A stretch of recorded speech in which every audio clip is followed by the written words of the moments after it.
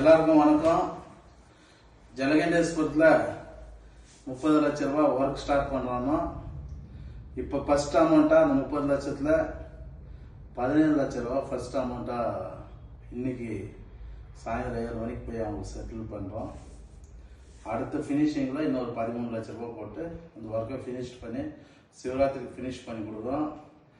இதை பற்றி யாரும் தயவு செஞ்சு என்கிட்ட டிஸ்கஷன் பண்ணாதீங்க. ஏன்னா ஜலகண்டேஸ்வரம் தான் என்னை காப்பாற்றுது. சொந்தக்காரோ ஃப்ரெண்ட்ஸோ யாரும் வந்து என்னை காப்பாற்ற கிடையாது. நான் ஒரு டைமில் வாடகை கூட கட்ட முடியாமல் பசங்களுக்கு ஸ்கூல் ஃபீஸ் கட்ட முடியாத கஷ்டப்பட்டு இருந்தேன். நைட்டு 1 மணிக்கு ஒரு நாள் என் பையனுக்கு உடம்பு சரியில்லைன்னா ஹாஸ்பிட்டலுக்கு போயிட்டு 10,000 ரூபாய் கட்ட சொன்னாங்க. காசு என்கிட்ட இல்லை, என்ன பண்ணுறதுன்னு தெரியல. அந்த டைமில் எங்கள் ஒய்ஃப் எனக்கு தெரியாமல் ஒரு 10,000 ரூபாய் வீட்டில் வச்சுருந்தது.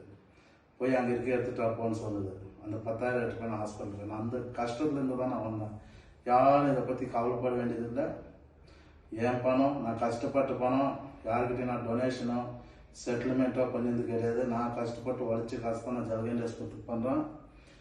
ஜலகண்டேஸ்வரத்துக்கு இது மட்டும் கிடையாது, கண்டிப்பாக இன்னும் 5 வருஷத்தில் அந்த கோயில் வேறு மாதிரி பண்ணுறேன். ஏன்னா இந்த 30 லட்சம் வந்து 30 கோடியாக எனக்கு ஒரு நாளைக்கு வரும். அது அந்த ஜலகண்டேஸ்வரத்து மேலே எனக்கு நம்பிக்கை இருக்குது.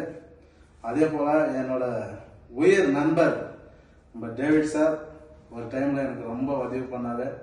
கண்டிப்பாக அதை நான் சாகுற வரைக்கும் மறக்க மாட்டேன். நன்றி, வணக்கம்.